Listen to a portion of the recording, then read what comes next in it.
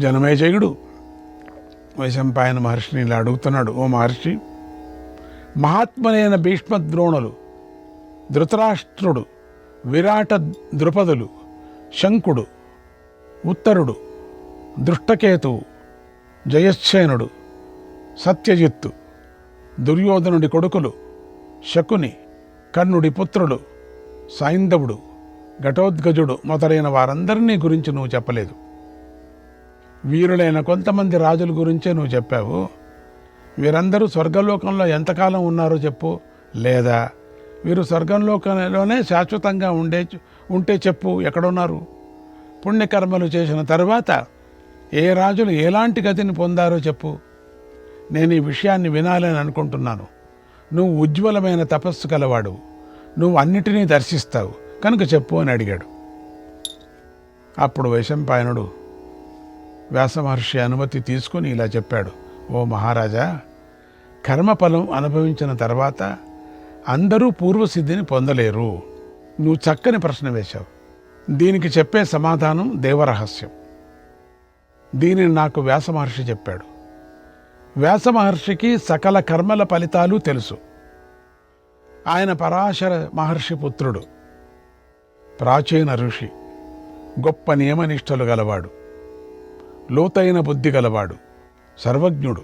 ఆ రాజులందరూ కర్మఫలం అనుభవించిన తర్వాత తమ మూల శరీరాలనే పొందారు అని వ్యాసమహర్షి నాకు చెప్పాడు. భీష్ముడు వసువుల్లో చేరారు. వారు 8 మంది వసువులు.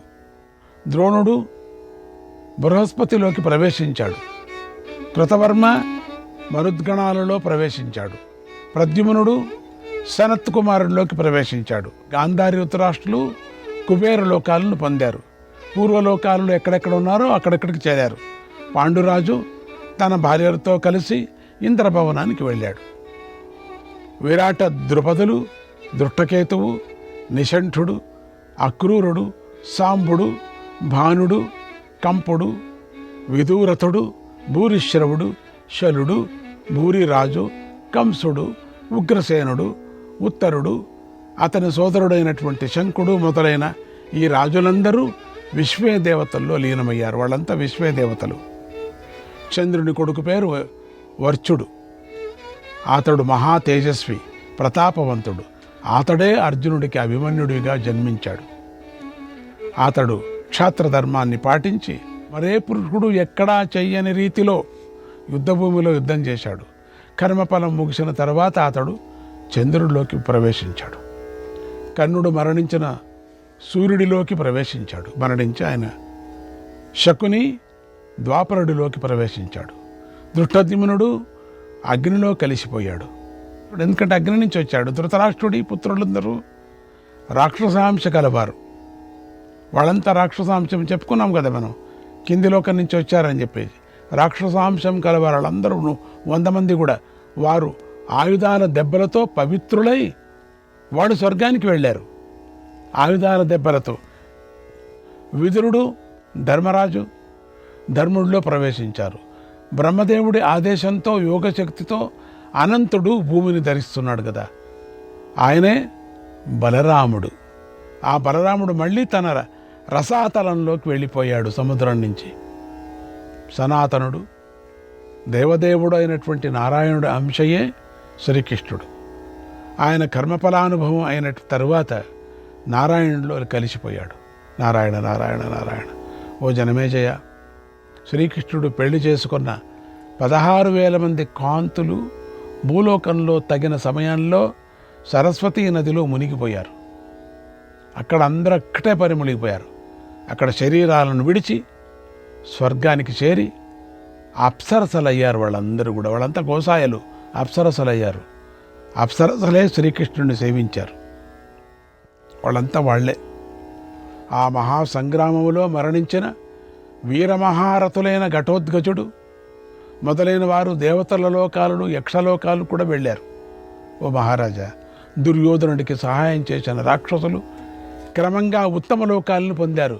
వారందరూ తాము చేసుకున్న కర్మఫలంగా మహేంద్ర లోకంలోకి, కుబేరుడి లోకంలోకి, వరుణుని లోకంలోకి కూడా వెళ్ళారు. ఇక్కడ మనం ఒక ముఖ్య విషయాన్ని గమనించాలి. కురుక్షేత్రంలో మరణించిన ఎలాంటి దుష్టుడికైనా స్వర్గం లభిస్తుంది. అలాగే భగవంతుడైన శ్రీకృష్ణుణ్ణి దర్శనం చేస్తూ మరణించిన వారికి కూడా స్వర్గం లభిస్తుంది. అందుకే పాపాత్ములైన కౌరవులకు వాళ్ళందరికీ స్వర్గం లభించింది. అయితే కౌరవులు జీవితాంతం అధర్మ కార్యాలు చేశారు కదా, మరి వాటి సంగతి ఏమిటి? వాళ్ళు ఎవరు అనుభవిస్తారు దాన్నంతా? వాటి ఫలాన్ని వారు ఎప్పుడు అనుభవిస్తారు అనే సందేహం మనకు కలగచ్చు కదా. ఒక ప్రశ్న అందరికీ ఉంది. ఎందుకంటే పాండవులు మొదటి నుంచి చివరి దాకా ధర్మంగానే నడుచుకున్నారు. ఎన్నో కష్టాలు పడ్డారు, ఎన్నో బాధలను అనుభవించారు, స్వర్గానికి చేరారు. అప్పుడు వీరికి వారికి ఫలం ఒకటేనా అని కూడా సందేహం కలుగుతుంది మనకు. కౌరవులు యుద్ధంలో వీరమరణాన్ని పొంది పాండవుల కంటే 36 సంవత్సరాల ముందే స్వర్గానికి చేరారు కదా. దీన్ని బట్టి ధర్మంగా ఉన్నవారి కన్నా అధర్మాత్ములే ఎక్కువ కాలం సుఖాన్ని పొందారు కదా అనే సందేహం కూడా కలుగుతుంది మనకు. దీనికి సమాధానం ఏమిటంటే, పుణ్యకర్మకు ఫలముంది, పాపకర్మకు ఫలముంది. దాని ప్రకారంగా అందరూ కూడా ఫలాలు అనుభవించి తీరవలసిందే కదా. పాండవులు పుణ్యకర్మను చేసుకొని తమ తమ దేవతాంశాలతో కలిసిపోయారు. పాపకర్మ చేసిన కౌరవులు కొద్ది కాలమే స్వర్గంలో సుఖాలను అనుభవించి కొద్ది కాలంలోనే నరకంలో పడ్డారు. వారు అప్పుడు ఇక్కడ ధర్మరాజు ఉండేటప్పట్లో వాళ్ళందరూ అక్కడ ఉన్నారు స్వర్గంలో. ఇది అయిపోయిన తర్వాత వాళ్ళు ఇక్కడికి వచ్చేసారు, అయిపోయింది. వారు ధర్మాత్ములైన పాండవుల్లాగా శాశ్వత సుఖాన్ని పొందలేదు వాళ్ళు. దుర్యోధనుడు స్వర్గంలో కొద్ది కాలమే ఉండి నరకంలో పడ్డాడు, ఎన్నో బాధలు పడుతూ చివరికి. అందుకే అక్కడ కొద్ది కాలంలో ఉన్నాడు అక్కడ. అందుకని ధర్మరాజుకు వెళుతూనే కనపడ్డాడు దుర్యోధనుడు. ఏంటి ఇట్లా ఉన్నాడు ఇక్కడ అని. స్వర్గంలో అందరూ మనవాళ్ళేది అని. ఇప్పుడు మీ కథ అంతా అర్థమేంటుంది. కలిపురుషుడితో కలిసిపోయాడు దుశ్శాసనుడు మొదలైన వారు. ఎందుకంటే కలి కదా వాడు. కలిపురుషుల్లో కలిశాడు దుర్యోధనుడు. మొదలైన వారు రాక్షసుల్లో కలిసిపోయారు మిగతా వాళ్ళంతా. అలాంటి వారికి మళ్ళీ కష్టాలు తప్పవు, మళ్ళీ ఉంటుంది వాళ్ళకి. అంటే దీనిని బట్టి పుణ్యాత్ములైన వారికి లభించే సుఖం శాశ్వతమైనది. దానిని పాండవులు ధర్మంగా నడుచుకోవటంతో పొందారు వాళ్ళందరూ కూడా. పాపాత్ములైన కౌరవులు అధర్మంగా నడుచుకోవటంతో కొద్ది సుఖాన్ని కొంతకాలమే పొంది నరకం పాలయ్యారు వాళ్ళంతా కూడా. మళ్ళీ అక్కడి నుంచి రావాలి మళ్ళీ ఇక్కడికి. కనుక పాండవుల్లాగా కష్టపడి ఆచరించిన ధర్మమే గొప్పది.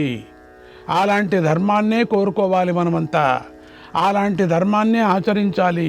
పాండవులను ఆదర్శంగా తీసుకొని జీవితాన్ని సాగించిన వారికి శ్రీకృష్ణ అనుగ్రహంతో శాశ్వత సుఖం లభిస్తుంది అని మనం గ్రహించాలి.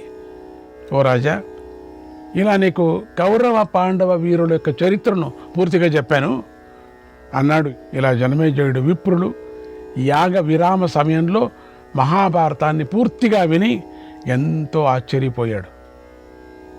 జనమేజయుడు మహాయజ్ఞం చేస్తున్నాడు కదా, పాండవుల ముదిమనవుడు. ఆ తర్వాత యాజకులు యాగాన్ని పూర్తి చేశారు. ఆ యాగంలో ఆస్తిక మహర్షి పాములను విడిపించి ఎంతో ఆనందించాడు. సర్పయాగాన్ని ఆపాడు.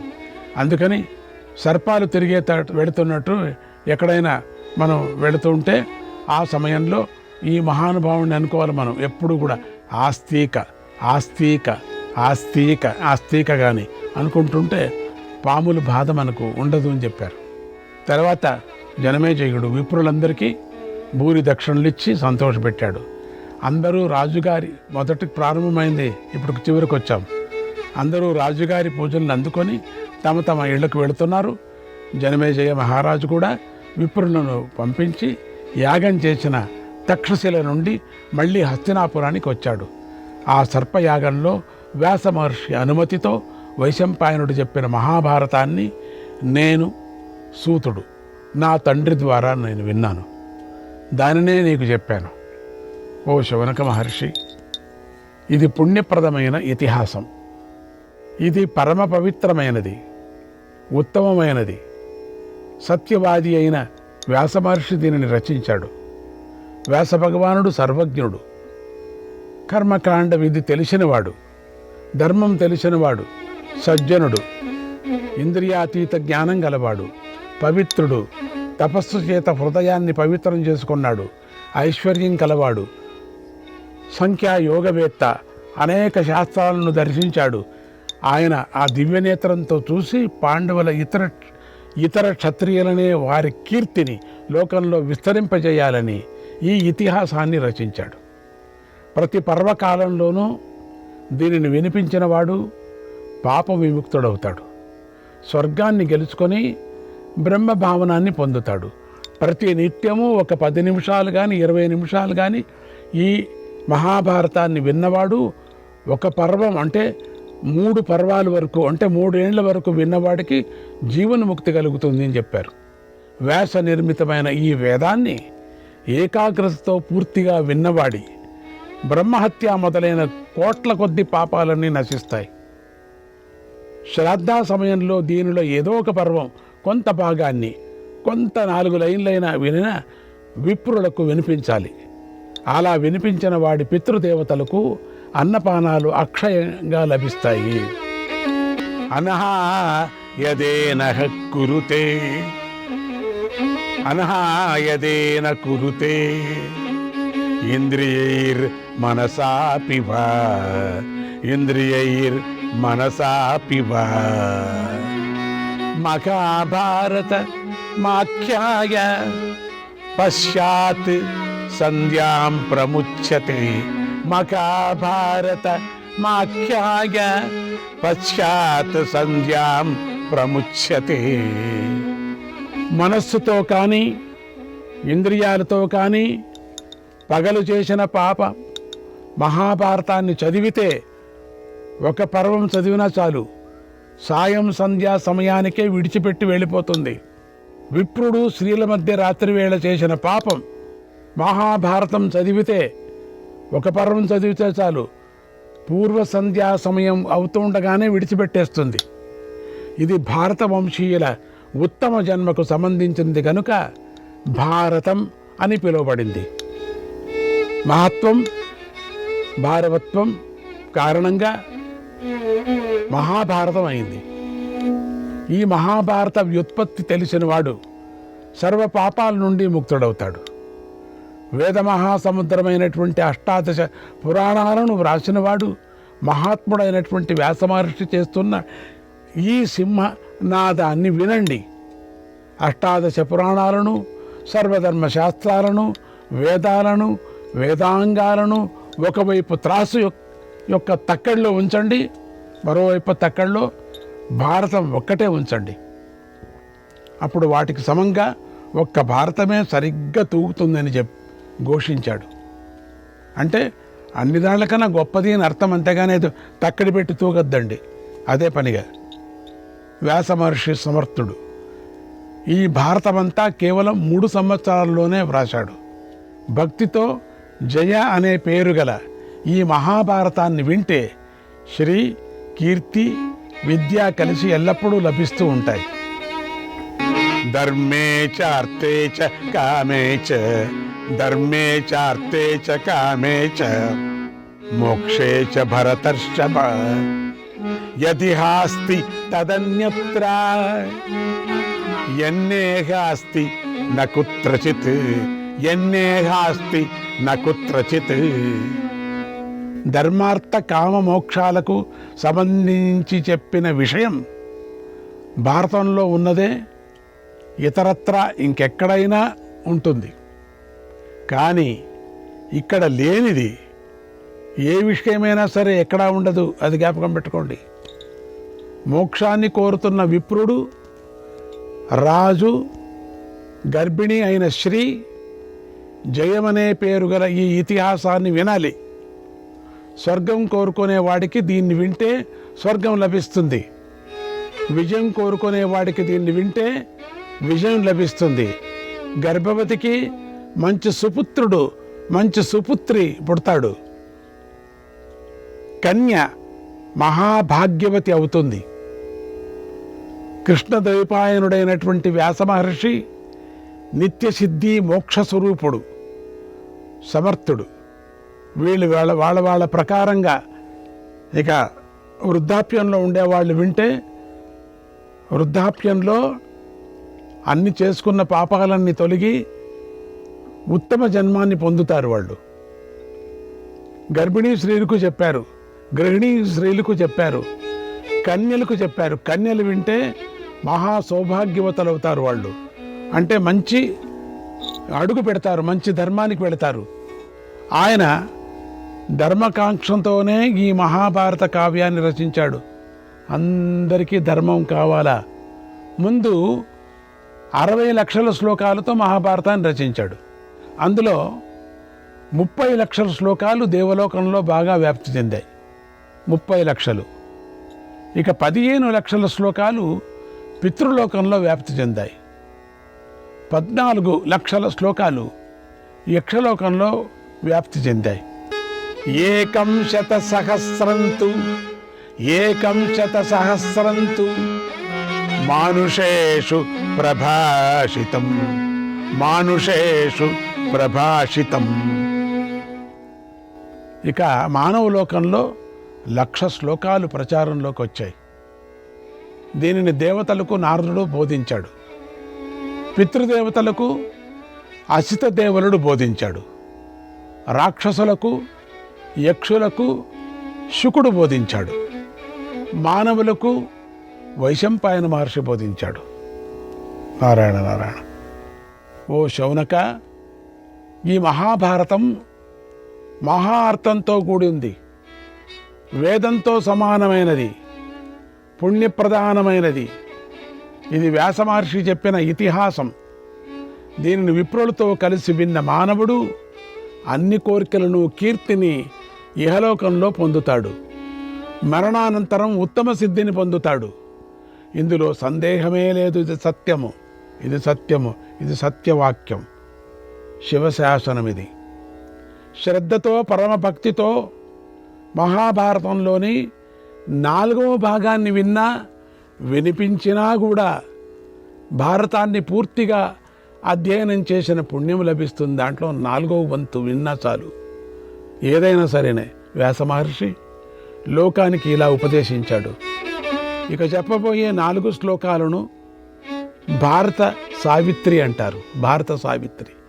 దీనిని అందరూ పఠిస్తే చాలు, భారతాన్ని చదివిన ఫలం వస్తుంది. 1వ శ్లోకం. మాతాపితృసహస్రాణి పుత్రధార శతాని చ సంసారేష్వను భూతాని యాంతి యాస్యంతి చాపరే.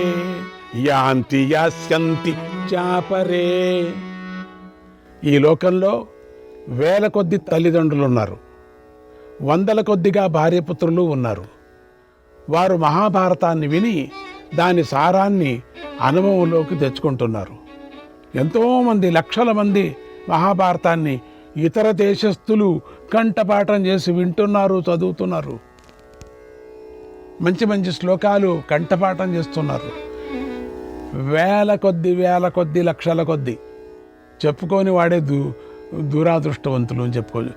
దీని సారాన్ని అనుభవంలోకి తెచ్చుకుంటున్నారు. మరికొంతమంది వస్తున్నారు, పుడుతున్నారు. ఇంకా కొంతమంది వస్తారు కూడా, పుడతారు కూడా. ఇక 2వ శ్లోకం. హర్షస్థాన సహస్రాణి భయస్థాన శతాని చ దివసే మూఢం ఆవిశంతి న పండితం. శ్రీకృష్ణాయ పరమాత్మనే నమః.